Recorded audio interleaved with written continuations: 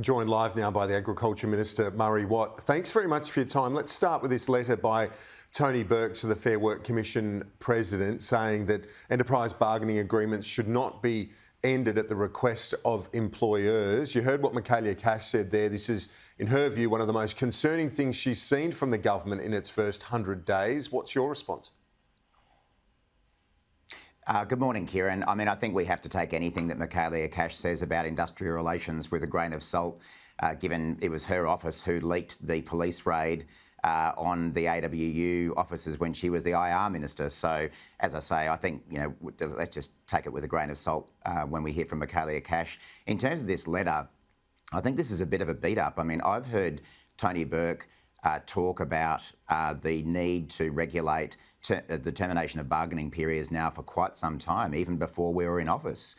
So I think these claims that it's linked to any particular dispute are a bit overblown. Can you see why Dominic Perrottet and the New South Wales government might be of that view, given it's happening right in the middle of an IR row that they've got, and a high-profile one in New South Wales with the train union? Yeah, look, that is obviously a concerning dispute, and I can understand why the New South Wales government might be a bit sensitive about these issues. But as I say, all Tony Burke was doing was wrapping up the outcomes of the Jobs and Skills Summit, which happened to be in the middle of this dispute. But as I say, I've heard him many times talk about the need to regulate this, because there have been instances where it's been abused by employers. So I think the timing is just coincidental. This letter is just reflecting a long-standing belief that we have had, and something that Tony has been talking about both prior to and since the election. Before we move on, I'll get your thoughts again on what Michaelia Cash said on those share disclosures. The fact that the Ministerial Code says ministers can't own shares. 3 of your colleagues did up until recently. Tim Ayres has got rid of all of his. 2 other ministers haven't. Is this sloppy at best, 2 months after the code was announced? Well, the code has only been enforced for a shorter period of time than that, Kieran, but my understanding is that all the ministers involved have taken active steps to divest themselves of their shares.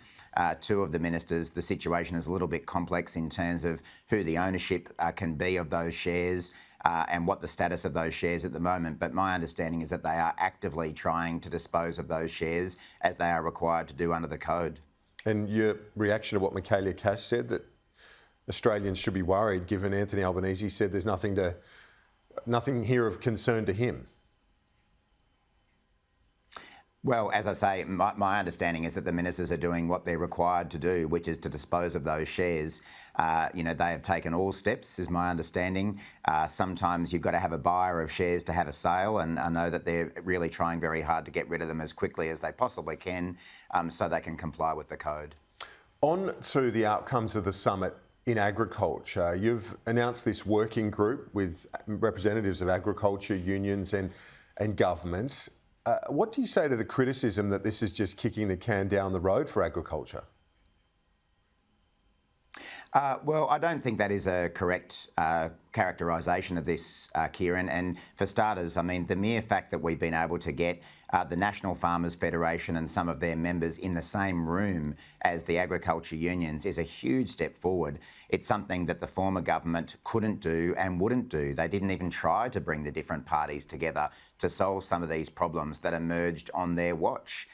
These issues around agriculture workforce shortages aren't new things. They're not things that have arisen just since the election. They've been around for years, and unfortunately the former government was unable to resolve them because they were unable and unwilling to work with all the parties.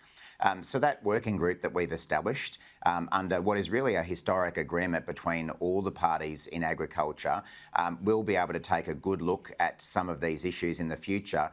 But let's not forget that the summit has already come up with some fantastic outcomes for the agriculture sector and for rural Australia. The increase in the migration cap will have great benefit for rural Australia and agriculture, especially the fact that we have increased the migration cap specifically for rural and regional Australia.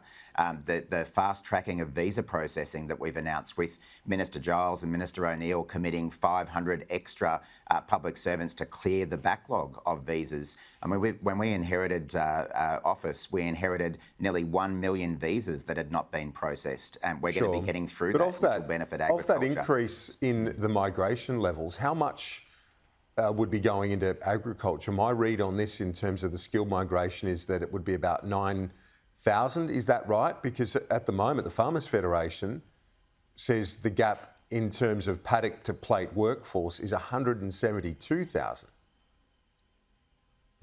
Yeah, and look, there are different figures that are going around as to what the shortage is, but there's no doubt there's a massive shortage in our agriculture workforce. It's not just that increase, though, in those migration visas, Kieran, that will benefit from agriculture, though. We're talking about an increase in the overall migration cap of 35,000, so it's actually going to go up to 195,000, and we're looking at an increase of 9,000 visas specifically for the regions, which is a total of 34,000. So that'll make big inroads, as will the increase in TAFE places that we've committed to, because of course we do want to make sure that we're encouraging locals to take up careers in agriculture and providing them with the skills that are needed to do so. So there's a range of measures that we've committed to that'll start right now that will have immediate benefit for agriculture as we then work on some of the more long-term issues through that tripartite working group. The former government's copped a lot of flack on a range of fronts, but one thing they did do and deliver for the ag sector was the ag visa. The former minister, your shadow, David Littleproud, says the NFF are cowards for not standing up for that reform. Why don't you try and pull every lever possible, including having an ag visa? Well, I probably have to pick you up there a little bit, Kieran. I mean, you're right that the government announced an ag visa, but they never delivered it. And this is the problem, is that for all of the talk from David Littleproud and others in his government that they would deliver an ag visa and lots of workers, they didn't deliver a single worker as a result of that ag visa. Vietnam had signed up, and that was partially because they were divided. But Vietnam had signed up, Indonesia likely too as well. Well, Vietnam had signed up, and we've said that we would honour that because it's a concluded agreement, but not one worker actually came here. And that was partly because the government itself was divided on that. You had David Littleproud for it, you had Marise Payne and other ministers against it. So it's no wonder it didn't work. I mean, what we've said we will do is deliver things that will actually deliver workers, expanding and strengthening the PALM scheme, the Pacific Labour Scheme, which has been a successful source of labour for our farms over many years. We want to expand that and bring more people here.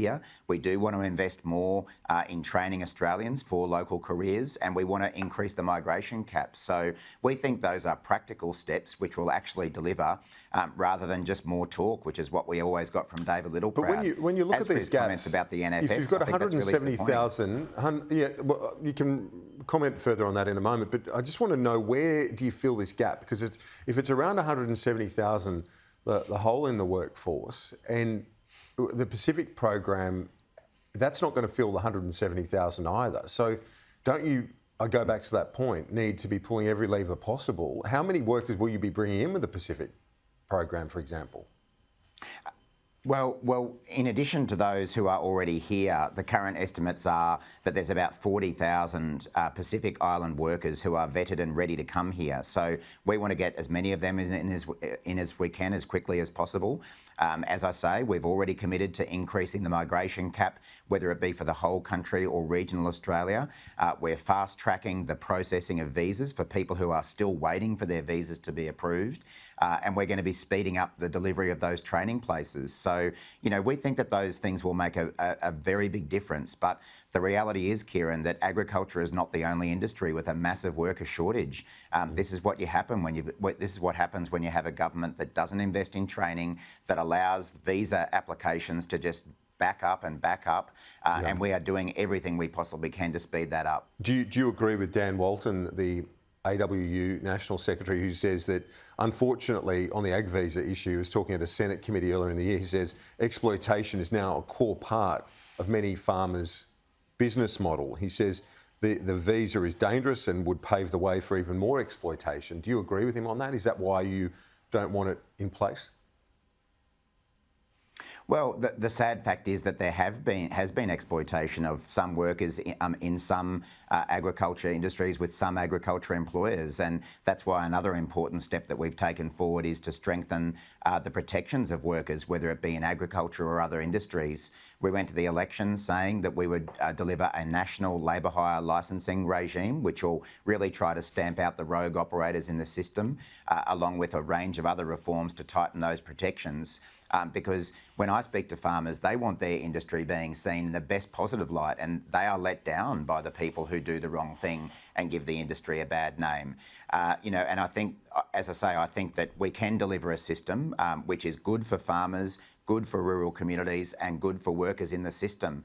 That's what we should all be working towards, and it's a bit of a shame that the opposition just wants to sit on the sidelines and throw rocks. And just almost out of time, less than a minute left, but are we all going to have to pay higher prices now for the goods and the food we eat? Because a lot of farmers are reducing their output because they can't get the workers.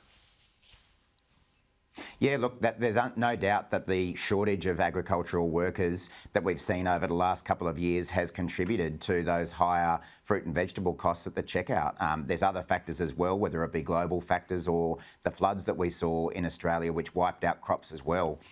That's why it's in all of our interest to try to tackle this agriculture workforce shortage. It's something the last government should have done and should have tried harder, and it's something we're certainly trying very hard.